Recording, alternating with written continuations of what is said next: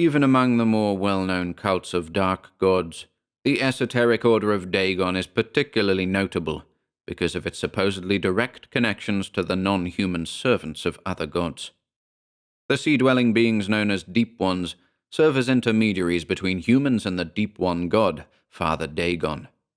Dagon is an ocean deity who has been worshipped for thousands of years, even by the Philistines of the Old Testament and prehistoric tribes of Native Americans. Dagon is a powerful god who reigns under the ocean with his queen, Mother Hydra. The Deep Ones revere and worship them, but Father Dagon and Mother Hydra may also be the chief celebrants of a greater cult and lead the Deep Ones in the worship of the even more terrible god, Cthulhu. There have been several documented cases where the cult of Dagon has been established after people have made contact with the Deep Ones, but of all the sea peoples to have made pacts with them and adopted their religion, the group that rose to the greatest political and military power were the Philistines of the Old Testament. While the relationship between the Philistines and the esoteric order is unclear, the Philistines clearly took Father Dagon as their chief god. The coastal cities of Gaza, Ashkelon, and Ashdod all contained major temples to Dagon. As they conquered the surrounding regions, the Philistines carried the worship of Dagon to the inland cities of Gath and Ekron. According to the Book of Judges, the biblical hero Samson suicidally destroyed the temple of Dagon in Gaza along with all the Philistines therein. Presumably, the temple's rumored Deep One priestesses were among the dead. There are mythical reports that the order's rites were performed on the Isle of Nekros, a legendary island near Greenland. This island is thought to have been home to a lost Norse colony that was also associated with the Nyarlathotep-infused cult of Loki. The lack of Norse written records, however, means the early accounts were passed down orally for some time. This makes hard information difficult to come by, but the Deep Ones and the esoteric order remain tightly bound to the island's mythology. The writings of the Holy Inquisition hint that the Deep Ones and their cult were present in Skopje, Slovenia. The Deep Ones would swim up the Reka River to meet the people of Skopje deep within the caverns at a Bronze Age temple. There they would worship, conduct sacrifices, and perform summoning rituals. Certain documents suggest members of the Inquisition may have intervened there to prevent the completion of an ancient summoning rite associated with human sacrifice. Then, when Pierre Le Moyne, Sieur d'Iberville, arrived in Mobile Bay in 1699, his expedition discovered a massive pit of bones on an island off the coast of what would become Alabama. It was evidently one of the burial pits for those sacrificed to the Deep Ones.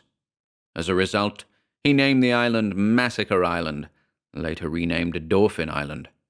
Evidence on the island suggests that the Native American mound builders who occupied the island and its surrounding areas may have been involved with the esoteric order. The cult also emerged on a Pacific island near Tahiti. The islanders' participation in the cult brought them great prosperity and riches, but they were ultimately massacred by a tribe from another island when the blasphemous rites they were conducting were discovered.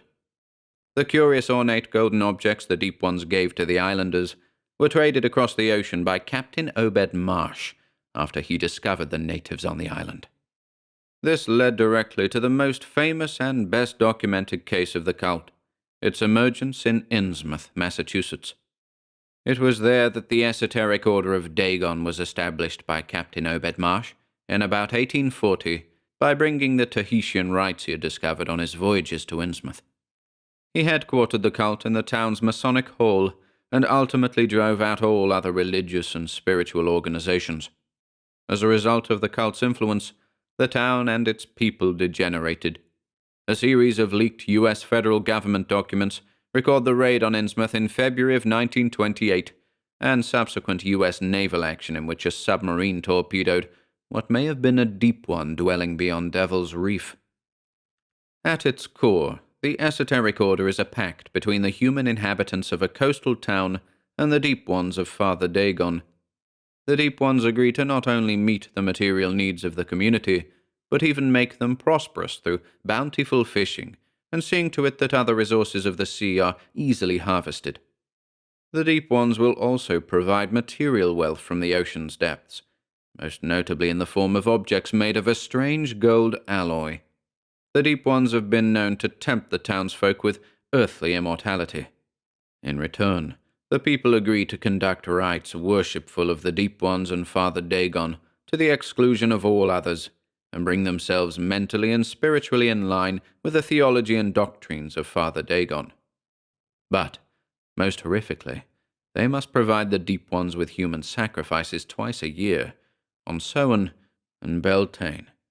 These sacrifices are brought to an island that has all the necessary altars built upon it for the cult's rituals, and that serves as a meeting place between the town's cult leadership and the Deep Ones.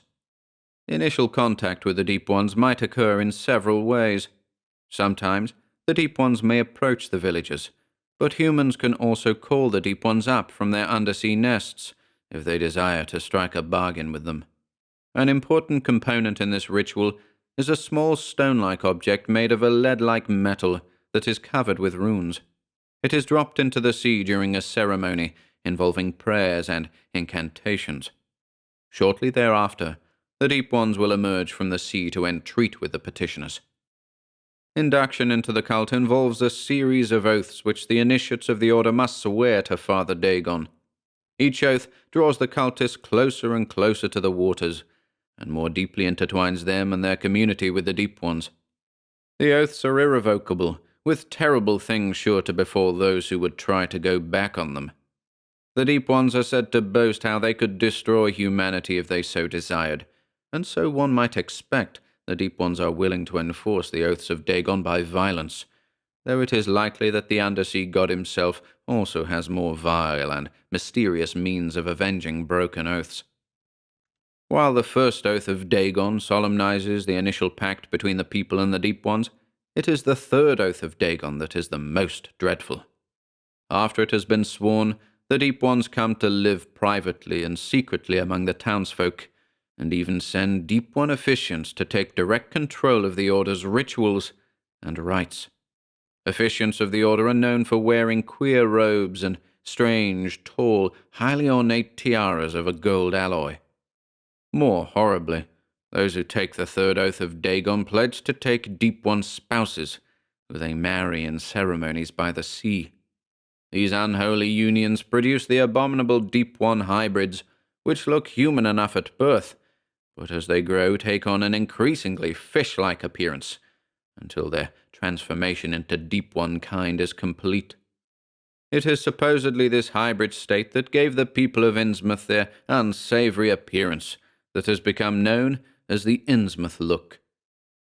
The Esoteric Order of Dagon, an excerpt from the Encyclopaedia Magica, originally written by Jasper M. Griggs, Professor of Anthropology at Miskatonic University, revised and extended by Eliza Marston, Assistant Professor of Human Geography at the University of Alabama.